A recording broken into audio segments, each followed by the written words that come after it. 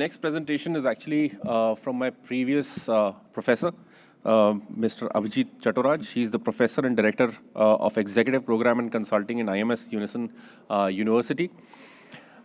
He is going to talk about changing dynamics of insurance law and its impact on insurance business, a customer's perspective. I welcome sir on stage. A distinguished chartered insurer and academician with over 3 decades of experience in insurance and risk management. He currently serves as a professor and director of Executive Program Consulting in IMS Unison University, Dehradun, and is a goodwill ambassador of the Chartered Insurance Institute, UK. Professor Chattoraj has made significant contributions as VP of Risk Management Association of India and has held leadership roles at the esteemed institutions like BIMTech and IIA Pune. He is also an accomplished author and having co-authored and edited several books on insurance, governance, and risk and management. I welcome sir on stage. Sir, please enlighten us. So I'll be talking about changing dynamics of insurance law. I always believe that law has to be very, very dynamic. It cannot be linear, rather it should be secular. If laws don't change, possibly we missed out many things. And the worst victims when laws don't change or when laws are not rightly interpreted, people who suffer the most is the insurance customers. What has happened in India, insurance law changed as the law in UK changed. So in UK, 2015, the insurance law came, the new insurance law came. This same year, India also, we also amended the insurance law and we started calling it Insurance Act Amendment Laws of 2015. But prior to that, in 2012, a new law in UK came and this law was meant only for the consumers. So in UK, they are now looking at individuals as consumers and business entities as business customers. The rules for consumers, individuals, are slightly different. So are the remedies are slightly different. What happened when India was going for these changes, 2015, India did not look into many of the good things that happened in UK market. And unfortunately did not incorporate them into our law. As a result, what is happening, there is a lot of variance between the law which we practice in India, which is practiced in UK and the entire Commonwealth market. I give you it's simple example. We all know insurance is what? It's based on utmost good faith. And one of the requirements of utmost good faith is that during the negotiation, before the negotiation, during the currency of the policy, one has to be very, very transparent and honest. But this duty of good faith extended to before the enactment of the contract itself. So what we call pre-contractual duty of information. That was there, is still there in good faith. Now in UK market, they changed this. As a result, the whole thing, the whole dynamics changed in UK market. So I'll let you explain what has happened in UK market and why it has not been done. I don't know for what reason. The reasons can be inexplicable. We have been writing, in fact, when I was in BIMTech this year in fact, we came out with the India Insurance Report, in the India Insurance report also, along with Mr. Arun Agrawal and Mr. Saket Ketan, we wrote a piece on the changes that has happened in UK market, because most of the time we are guided by the UK markets, and as I said, the Commonwealth market is very huge. 56 countries are part of Commonwealth countries. So in all these countries, the rules are more or less same. They go by the UK rule. Unfortunately, we did not incorporate, and I will explain one by one. So, as I said, the pre-contractual duty of information is that before the contract comes into being, the information that you will share has to be true. There should not be any element of misrepresentation. Now, in 2012, the rule has changed and it says it is the duty of the consumer to take reasonable care not to make a misrepresentation. So, this has modified the duty of good faith. It has replaced also, in fact, Section 17 of Marine Insurance Act talks about it.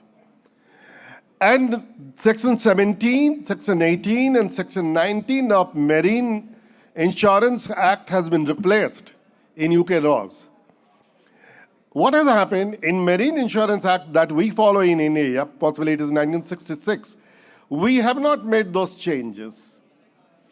As a result, the laws that has been made so well, benefiting the customers in UK market, do not benefit us in India.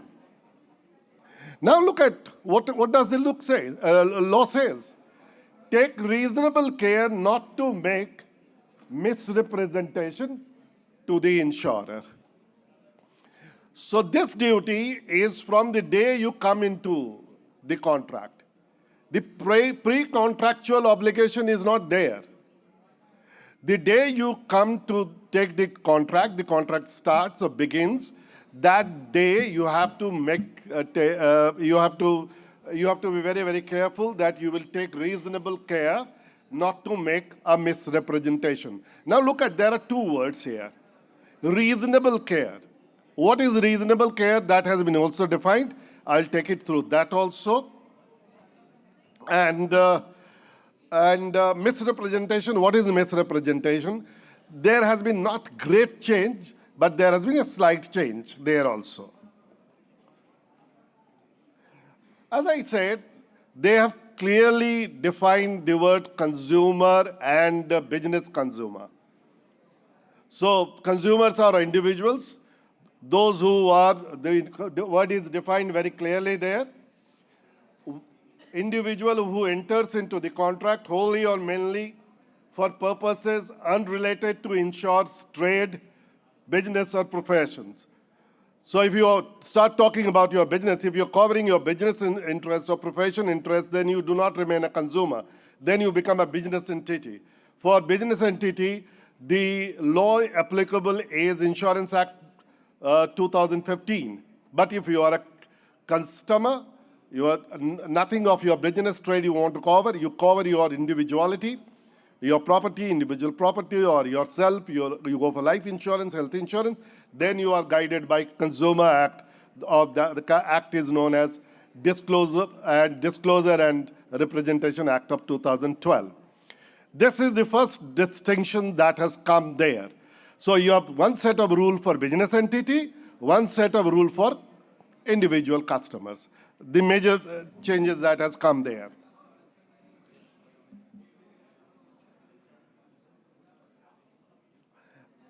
I am not going into the details of what was URMFID, what it used to talk. The only thing I want to tell you, what is the effect of URMFID? I hope the audience sitting here, they may be knowing, where is this in the insurance contract? How do I know that insurance contract is a contract of utmost good faith? I see plenty of students here also. Let me educate you. Utmost good faith is an implied condition. It is an implied condition. And if utmost good care is not strictly followed, what is the result? What is the consequence?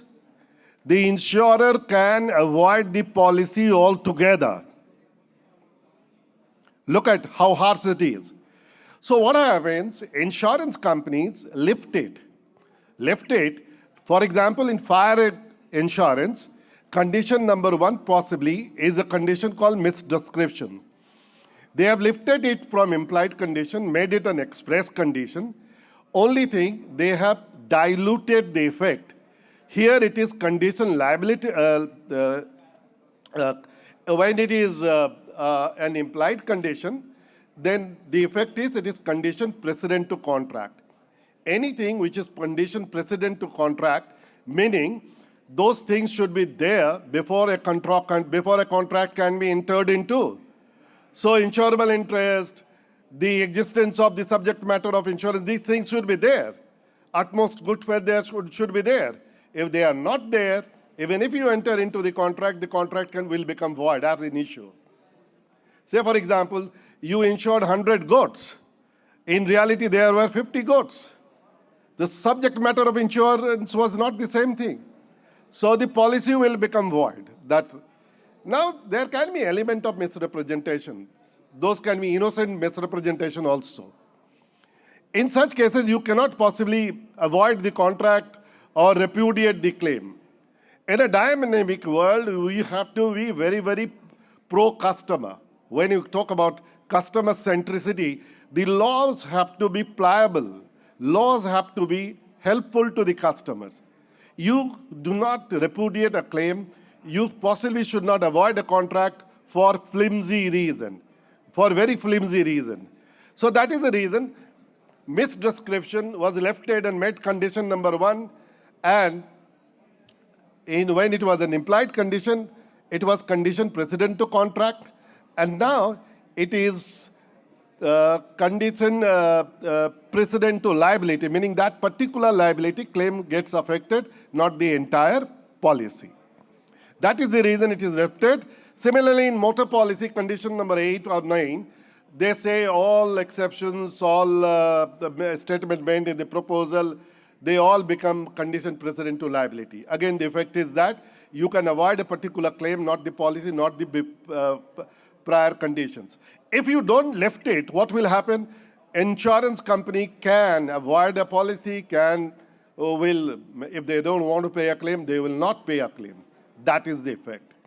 And that is the reason the UK law was made in such a way, when it was amended, in such a way that it becomes customer friendly. I'm not going to the Marine Insurance Act to 7, what did it say? It only say, I'm only talking about the effect. The effect was that the policy was avoided. Contracts were not paid. Now what happened later on? Later on what happened, I'm talking in general, the remedies were very, very clear.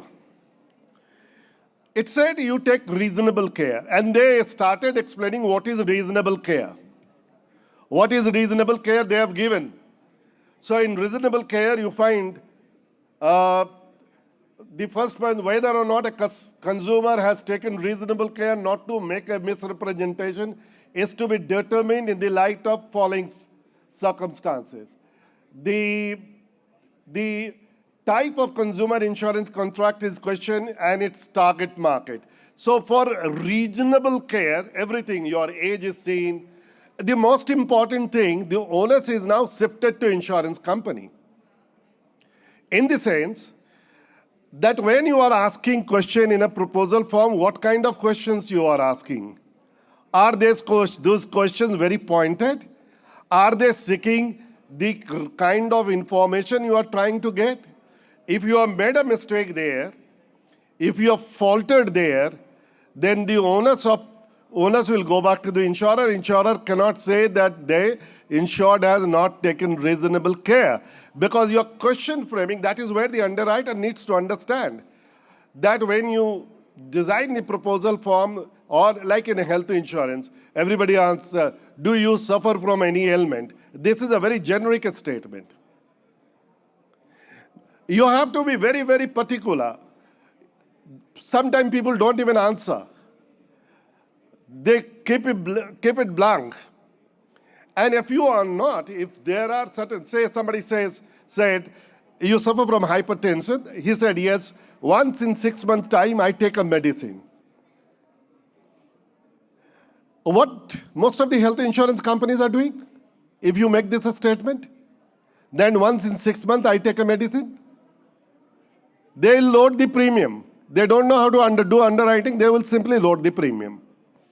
That is the only thing that is happening there. They will load the premium. But later on, you cannot say that because I made this statement that I take medicine once in a 6 months. If you have to ask me any probing question, you should have come out with those probing questions then and there. If you are not satisfied, you should not have gone for the policy itself.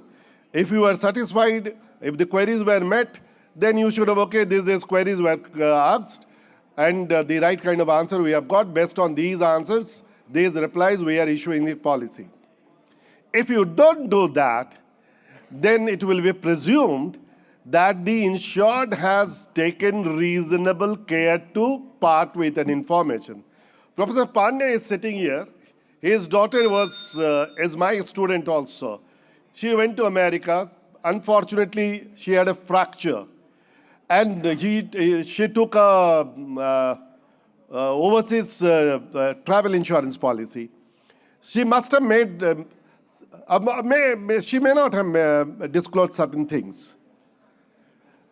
But in that case, the insurance company cannot say that you have not taken reasonable care. Suppose you take a medicine once in a 6 months, are you going to disclose that?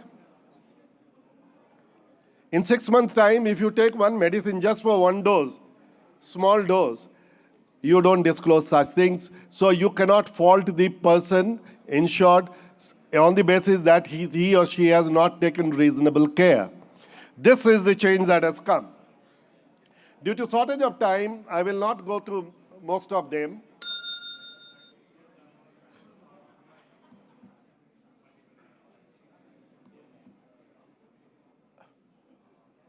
कितना समय है भाई? हो गया? हाँ? 2 minutes और दे दो. So I'm not going to the presentations because there are plenty of other things. One example I'll give you. There is a concept called, थोड़ा सा मुझे दिक्कत भी हो रहा है.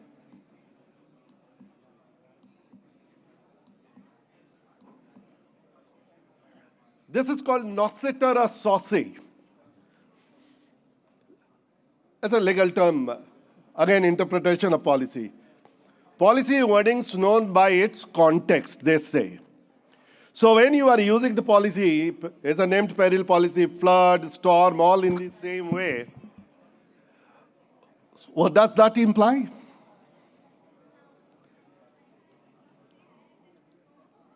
So if there is a loss due to slight ingress of water and the insurance company paying the claim saying it is a flood, do you think they are making the right decision?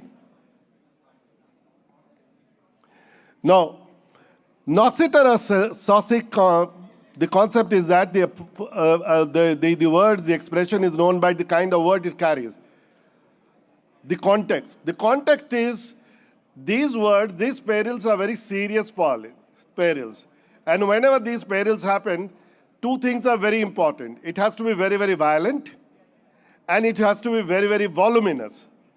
So if the peril that operated, it was not voluminous and not violent, then that peril has not operated. So anything, any minor water ingressions, or in Bombay you are taking claims during rain time, your houses in the downstairs is below the road level and the water ingresses, and you start claiming it's a claim of inundation and flood. How can it be? It's a clear rainwater damage. Either you cover rainwater, and then for flood, there has to be a water body. When the water body is overflowed, then only you can. So there are plenty of things. Similarly, there is one expression is contra profrentum rule. You know, the insured and insurer frames the word. And it often goes against, because insurers draft the policy, the words often go against the insurer. But if a policy is drafted by a reinsurance broker or a broker, then it will go against the insured, not against the insurer.